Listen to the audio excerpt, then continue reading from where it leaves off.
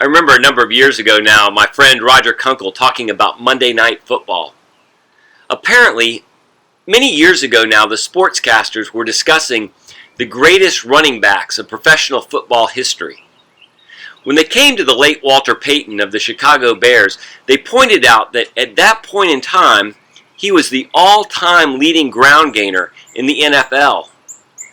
Frank Gifford said, "What a runner! Do you realize that altogether Walter Payton rushed for more than 9 miles in his career? More than 9 miles. Imagine that." To that, the other sportscaster Dan Deerdorf responded, "Yeah, and to think, every 4.6 yards of the way, someone was knocking him down." Well, it doesn't just happen in football, does it?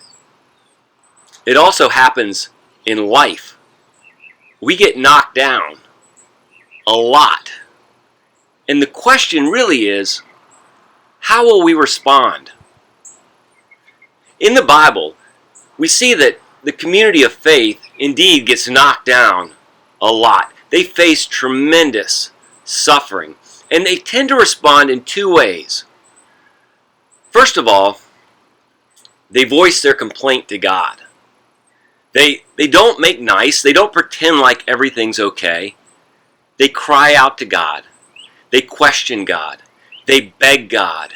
They accuse God. We see that all throughout the Psalms. But they don't get stuck there either. The second thing we see is that they remember and reclaim what God has promised. They remember that God has promised that this suffering doesn't get to have the last word.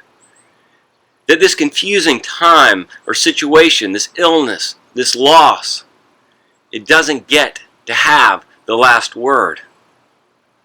God does. When you get knocked down in life, I pray that you would come to see that it is indeed a faithful response to cry out to God. God's big enough to handle even our anger. But I also pray that you would not get stuck there. That you would remember that God has promised to give you the strength and the courage you need to get back up and to persevere. May it be so.